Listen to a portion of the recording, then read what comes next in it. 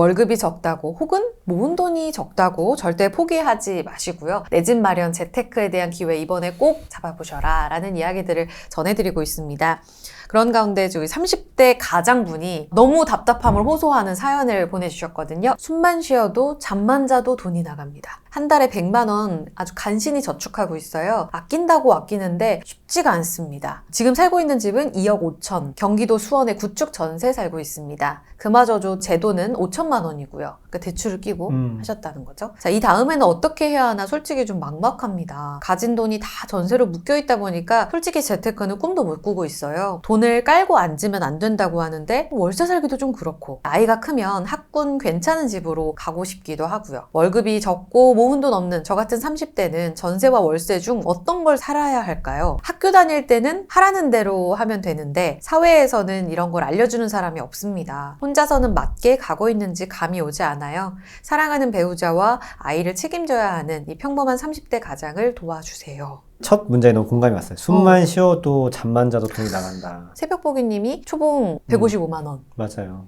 받으셨다고 했단 말이에요. 맞아요. 정말 저도 155만 원 받고 뭐 어떻게 하지? 그때도 밥값이 6천 원이 넘었었어요. 그때 또 식비도 안 나오는 회사여가지고 돈 다 나가고 막 내가 이게 되나? 라는 생각이 제가 이걸 보면서 맞아요. 진짜 숨만 쉬어도 맞아요. 잠만 자도 돈이 나간다라는 생각이 들고 많이 공감이 되는데 100만 원 간신히 저축 그리고 모아둔 돈도 사실 묶여있는데 5천만 원 이런 분들은 재테크를 지금 당장 어떻게 해야 될지 궁금하고 전세와 월세 중 뭐 할까요? 이렇게 말씀을 하셨는데 전세는 목돈이 들어가잖아요. 그쵸. 그러면 네. 돈 진짜 깔고 있으면 안 될 것 같거든요. 돈은 돈이 벌어야 되는 거잖아요. 그러면 맞아요. 어떻게 해야 네. 돼요? 새벽보기님? 이 사연자분이 놓친 게 두 가지가 있거든요. 첫 번째는 왜 내 집 마련이라는 옵션을 생각하지 않고 전월세만 좀 고민하시는지 고민이고요, 저도. 그리고 두 번째는 목표가 없으신 거예요, 사실. 이분이 진짜 재테크를 하고 싶다라고 하면 일단 목표가 있어야 돼요. 이분은 내가 어느 방향으로 가려고 하는데 그 방향성이 없는 거예요. 재테크 수단은 고사하고 내가 얼마가 필요한지 뭔지 광범위해가지고 뭐 저축을 한다고 해도 금방 지칠 거고 뭘 한다고 해도 그게 오래 갈 수가 없어요. 30대가 돈 없는 건 너무 당연하잖아요. 사실 이제 막 나오면 모은 게 없으니까. 돈 없는 게 문제가 아니라 목표가 없는 게 문제고 목표를 보면 아이가 크면 학군 괜찮고 마음껏 뛰놀 수 있는 집으로 가고 싶기도 하고 라는 문장이 있거든요. 제가 이거를 보면서 이분이 원하는 건 안전한 택지에서 아이들을 좀 좋은 신축 아파트에서 키우고 싶구나 라는 목표를 제가 하나 이렇게 뽑아봤고요. 뽑은 상태에서 이제 역으로 가야 되는 거예요. 현실적인 목표가 있어야 되는 거죠, 사실. 이분이 수원을 사시니까 수원 그 신축 아파트가 한 6억 정도 지금 하거든요. 그럼 6억이라고 하면 이분이 5천만 원에서 6억이 돼야 되니까 5억 5천을 어떻게 메꿀까 한 번에 갈 수 없기 때문에 중간에 어떤 지점들이 필요하거든요. 그게 첫 번째는 일단 목표를 만들어야 된다. 두 번째는 뭐냐면 수입을 아주 늘려야 됩니다. 월급이 됐건 뭐가 됐건 내가 지금 5천만 원밖에 없는데 6억을 만들려고 하면 감내해야 될 부분도 분명히 존재하고 저도 그래서 옛날에 155만 원 받았을 때 저도 뭔가 아파트를 사고 싶어가지고 생각을 좀 해봤거든요. 이거 안 되겠는 거야. 이게 155만 원 받아가지고 이래서는 백날 첫날이 가도 서울 아파트는 못 사. 그래서 제가 한 게 뭐였냐, 첫 번째는 맞벌이 했다는 거예요. 그리고 두 번째는 뭐냐면 제 스스로 수입을 높이려고 했어요. 근데 저는 근로를 통해서 높였거든요. 사회 초년생이었기 때문에 열심히 일을 하고 와이프가 출산을 할 때도 진통할 때도 전 출근을 했거든요. 그렇게 했었고 마음이 좋지 않았는데 그럼에도 불구하고 그런 시기를 겪고 나니까 그렇게 했어야만 했던 것 같아요. 그러지 않으면은 이 사다리를 올라갈 수가 없었어요. 저는 다른 방법이 없었기 때문에 그렇게 했었던 것 같고 이 맞벌이 제가 강조하는 이유가 많이 벌지 않아도 한 생활비 정도 수준? 150? 이 정도만 해도 충분히 도움되기 때문에 만약에 결혼하셨다고 하면 그걸 꼭 하셨으면 좋겠고 만약에 그러지 않다라고 하면 수입을 일단 늘려야 돼요. 방법은 상관없습니다. 근로가 됐던 부업이 됐건 주식 투자가 됐건 뭐가 됐건 간에 만약에 내가 진짜로 서울 아파트를 갖고 6억 7억 갖고 싶다고 하면 수입이 한 500에서 600 정도 된다고 생각해요. 둘이 합해서요. 그 정도는 돼야 돼요. 그 정도 돼야 되고 그 정도가 아니라고 한다면 스스로한테 물어보셨으면 좋겠어요. 진짜 내가 이걸 원한다고 하면 정말 내가 수입이 얼마가 돼야 되지라고 한번 생각을 한번 해보시고 거꾸로 네, 저는 그렇게 했던 것 같아요. 저는 그렇게 했어서 좀 지금 얘기가 좀 누군가한테 너무 좀 냉혹하잖아요. 야박하고 왜 이렇게밖에 안 된다. 이게 현실이에요. 그러니까 투자 수단도 필요하지만 당장 내 생산성에 대해서도 맞아요. 어느 정도 고민이 필요하다. 전 네. 되게 공감이 돼요. 왜냐면 그 20대 분들이 저한테 되게 많이 질문하는 게 네. 왜냐면 저희 월부에도 20대 분들이 되게 많이 오시거든요. 많죠. 근데 그분들한테 제가 진짜 진심으로 많이 하는 말이 투자하지 마세요. 투자하지 말고 본인 지금 글로 더 많이 하세요. 사회에 자리 잡으세요. 오히려 20대 때, 30대 초반 때는 오히려 그거에 집중하고 벌고 모으고 불리는 건데 일단 없는 거에서 불리고자 하면 안 되잖아요. 정리하면 첫 번째가 목표, 두 번째가 그걸 위한 근로 혹은 수입인 거죠. 그리고 그걸 해야 그 다음에 불릴 수가 있어요. 제가 했던 거는 먼저 내 집을 먼저 마련하는 거죠. 이분에서는 지금 내 집 마련에 대한 생각은 없어요. 전세나 월세밖에 없는데 저처럼 좋지는 않더라도 살 수 있는 아파트를 산 다음에 그걸 디딤돈 삼아가지고 올라갈 수 있거든요. 충분히. 그리고 지금 이분이 사시는 지역이 수원이고 수원은 인구 100만이 넘는 특례시고 공급이 많아가지고 가격이 좀 비싸진 않거든요. 특히 예. 구축 같은 경우에는. 그럼 그거가 2억 중반에 충분히 있어요. 혹은 3억 중반도 있습니다. 좀 괜찮은 구축들은. 좋은 우리가 흔히 말하는 망포역 주변이나 이런 것들은 3억 중반에 사람들이 선호하는 구축이 있기 때문에 거기서 이분 같은 경우에는 지금 3인 가구이기 때문에 디딤도도 되거든요. 그럼 디딤도 대출을 받으셔가지고 3억 정도 받고 그렇게 무리되는 건 아니에요. 왜냐면 이분이 100만 원 정도 저축을 할 수 있기 때문에 거기서 다음 또 스텝을 밟아가는 게 어떨까. 저처럼요. 그게 1번의 방법이었고요. 두 번째는 꼭 내 집 마련 하실 필요는 없죠. 5천만 원 충분히 활용해가지고 적게 거주비를 가지 않은 상태에서 투자를 할 수 있는 상황이고 그 주변을 보시면은 역사적으로 굉장히 많이 투자가 이루어졌던 지역이에요. 사실 수원 같은 경우에는 전세가가 이제 입주가 좀 마무리되고 전세가가 오르면 매매가도 올라가는 성격을 갖고 있기 때문에 저는 거기서 조금씩 출발하시는 것도 나쁘지 않다 생각해요. 가장 중요한 건 뭐냐, 이 방법적인 것보다는 오히려 목표와 실제 수입이 훨씬 더 근간이 돼야 이 다음에 갈 수 있다는 걸 좀 말씀드리고 싶고요. 그 상태에서 다음을 좀 생각을 해보는 게 좋을 것 같다라고 말씀드리고 싶어요. 5천만 원밖에 없으시단 말이에요. 그렇죠. 대출을 끌어일으켜야 어쨌거나 내 집 마련이 가능한 거잖아요. 지금 집 살 때가 아니지 않나. 지금 대출이자에 대한 부담을 지고 살 때가 맞아요. 맞나? 라는 생각이 들어요. 이 말을 꼭 드리고 싶어요. 부동산을 취득한다는 건 부채, 주택담보대출이라는 레버리지라고 하거든요. 그 레버리지를 무조건 낄 수밖에 없어요. 그리고 그걸 끼기 때문에 여러분들이 원하는 그런 수익을 얻을 수 있는 거거든요. 사실 이게 제 친구들에도 이런 게 있는데 제 친구가 3명이 있거든요. 각자 그 선택이 달랐던 것 같아요. 왜냐면 이게 레버리지가 그래요? 무서운 거랑 연결이 돼요. 왜 레버리지가 무섭냐? 이게 뭔지 모르니까 무서운 거거든요. 되게 뿌옇잖아요. 레버리지는 무섭지 않아요 라고 말씀드리는 게 아니라요.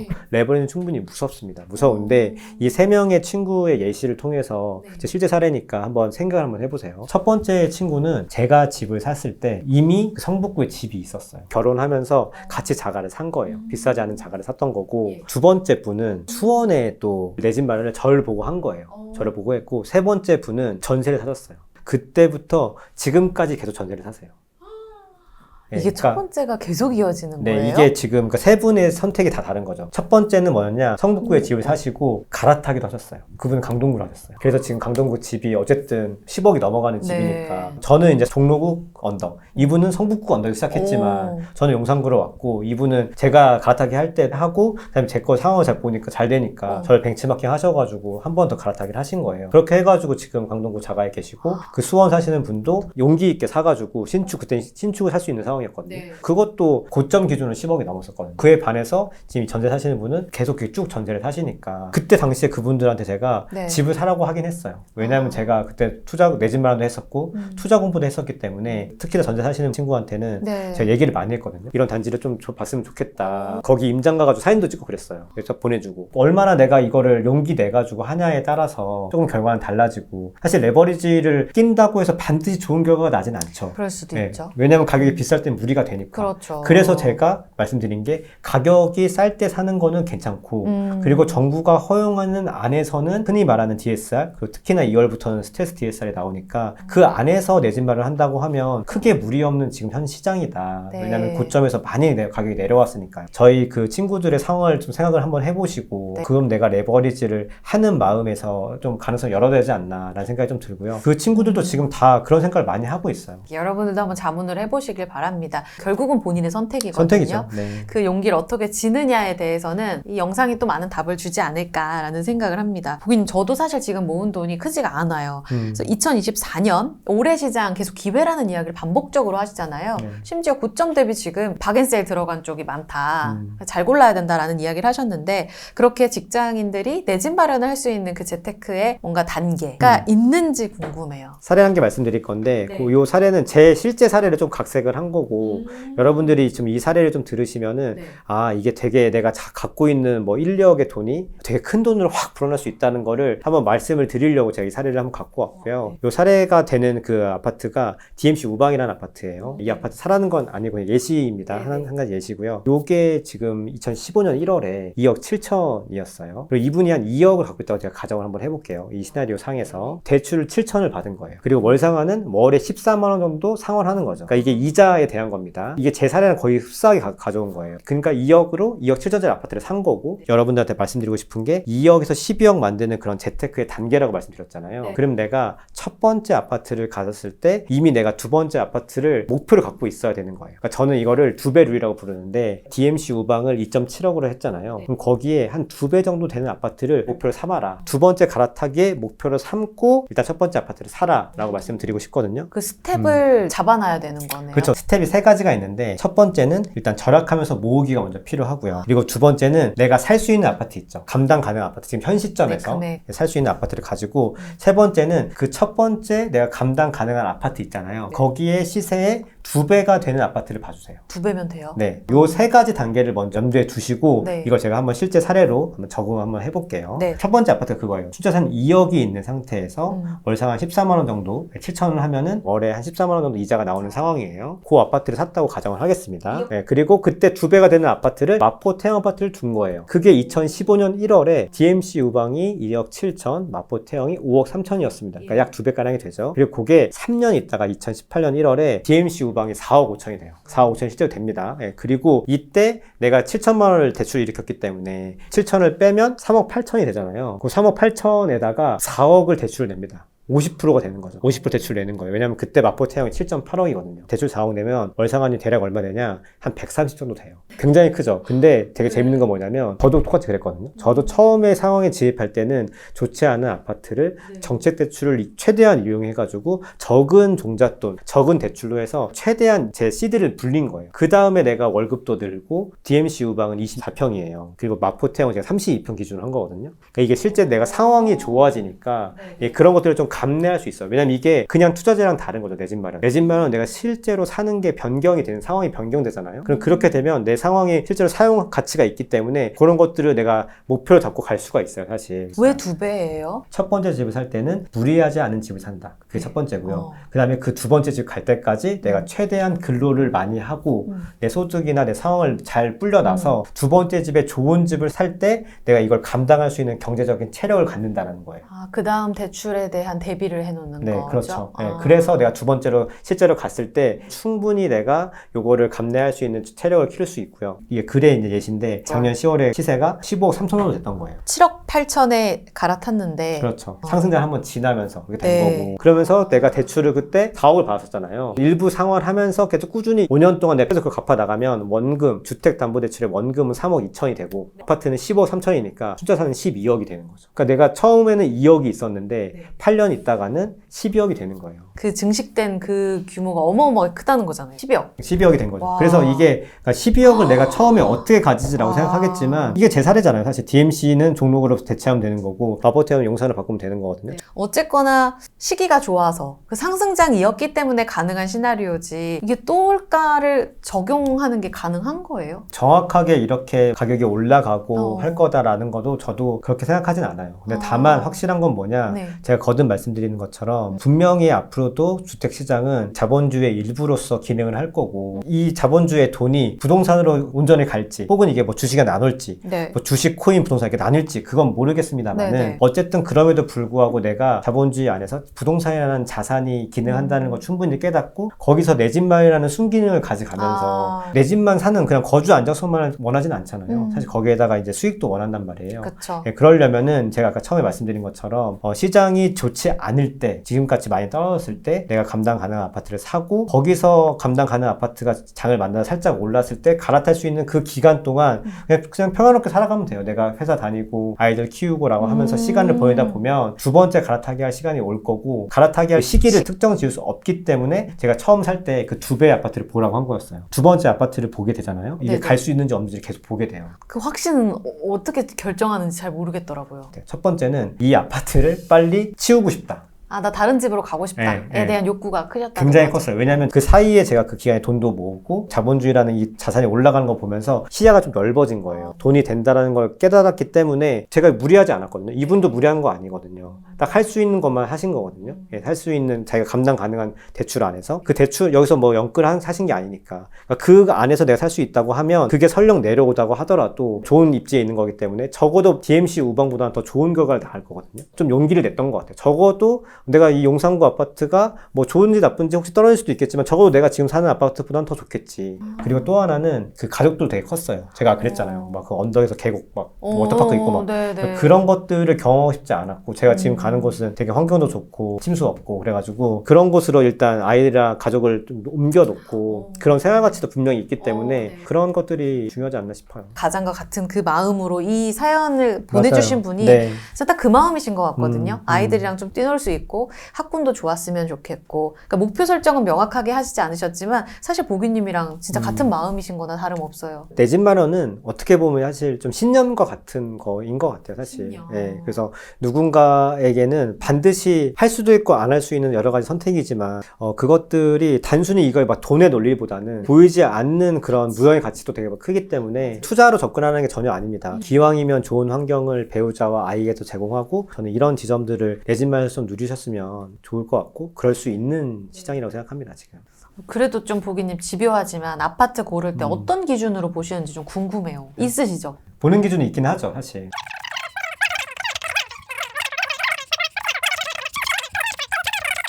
그 기준 안에서 살아라고 저는 좀 말씀드리고 싶어요. 그러니까 30만 원으로 생활하려고 허리띠를 졸라맸다라는 이야기를 하셨는데 그 과정에서 포기하고 싶거나 진짜 이렇게는 좀 아니다. 좀 힘들 때 없으셨어요? 왜냐면 이렇게 나이가 들면서 내 소득이 조금씩은 늘잖아요. 맞아요. 미미하지만 재화를 돌이켜 못 가겠어요. 사치제가 된 걸 다시 필수제로 못 돌아가겠어요. 맞아요. 네, 그게 한번 좋아지면은 돌아갈 수 없죠, 사람은. 그래서 사실 저는 애초에 좀 늘리지 않았어요, 사실. 오늘보다 항상 내일이 낫게 선택을 했던 것 같아요.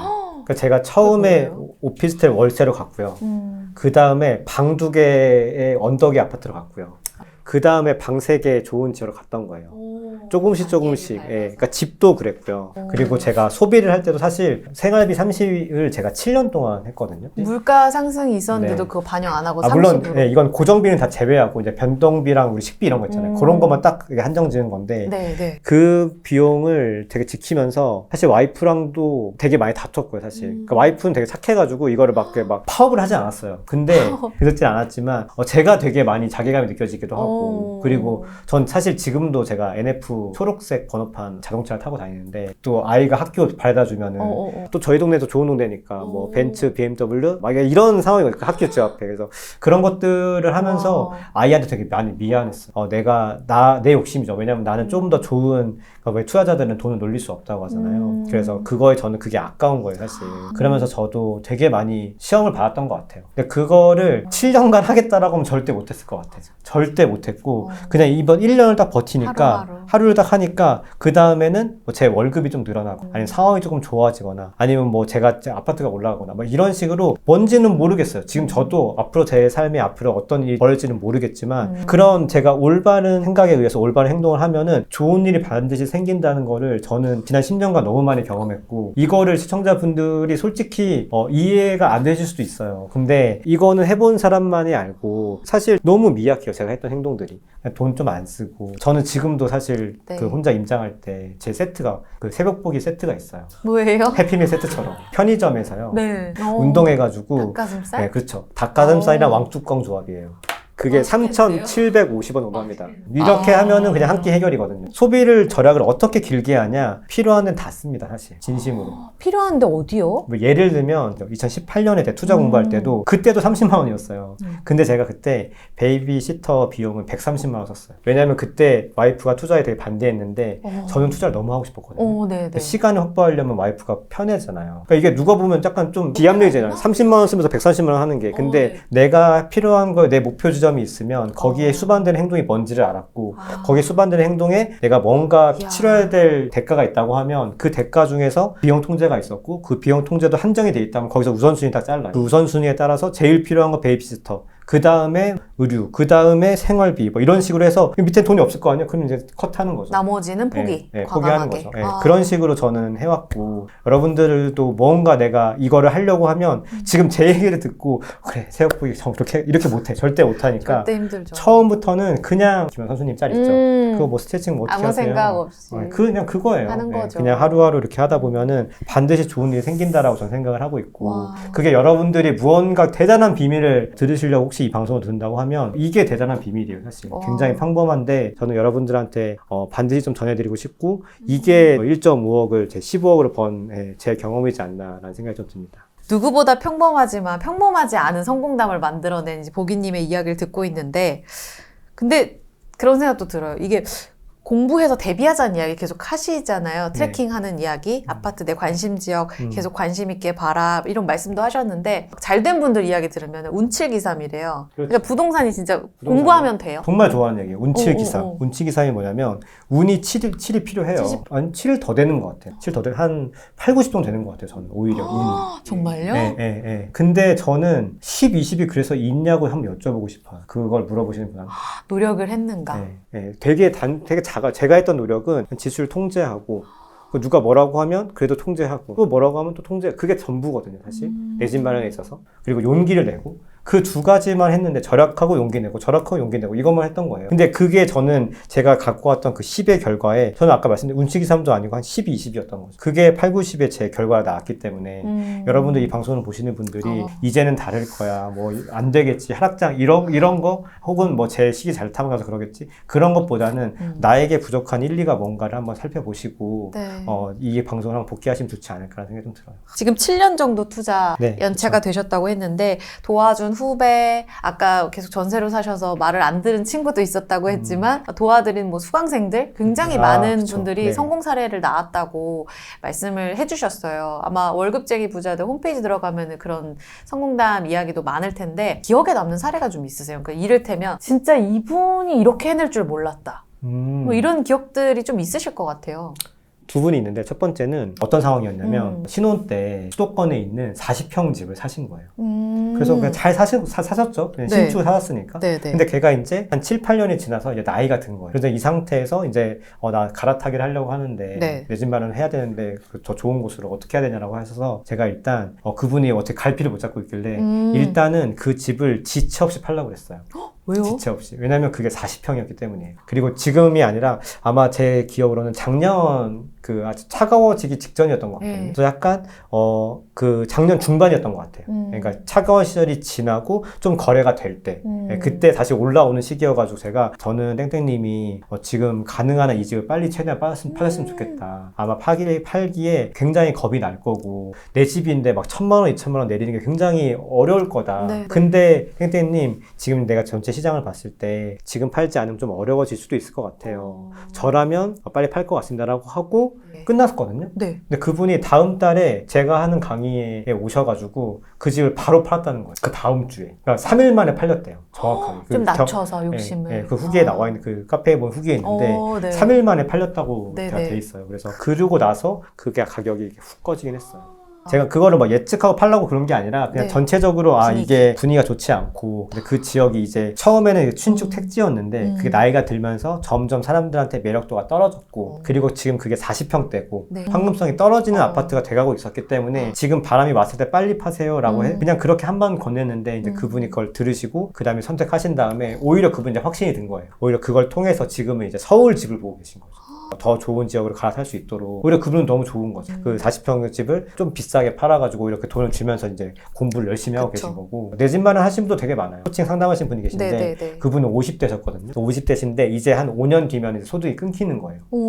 좀 모아두신 돈은 있었어요. 한 4억 가량 정도 있었던 것 같아요. 내 집은 없으셨고요? 네, 내 집은 없었고 이게 너무 고민이 되는 거예요. 4억 정도 있는데 한 5, 6년 정도 되면 소득이 끊기니까 내 집은 하긴 해야겠는데 너무 불안해서 찾아오셨던 거거든요. 그래서 제가 지역을 막 자세히 알려드릴 수는 없겠지만 지역을 몇 개는 그러니까 단지를 알려줄 수는 없지만 요 지역들만 보세요라고. 왜냐하면 그 50대시고 힘드니까 막 이렇게 전국을 볼 수는 없잖아요. 요 아파트들을 좀 보세요라고 하고 상담이 끝났거든요. 그리고 이제 2달 뒤에 네이버 쪽지가 와가지고 사셨대요.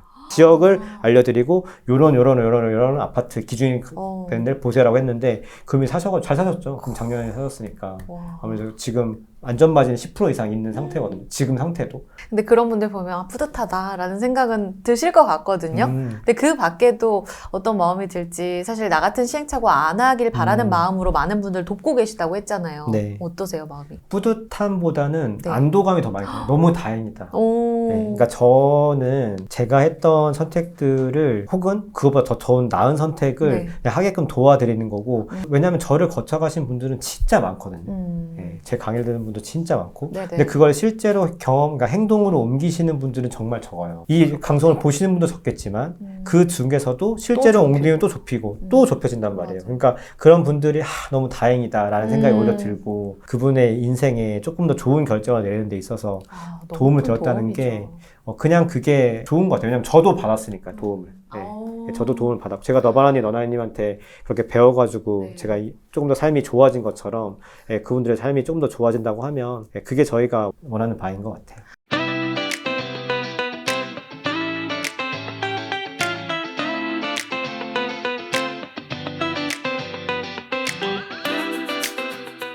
저희 오늘 강의를 토대로 해서 우리 새벽보기님의 이야기를 쭉 풀어가 봤거든요.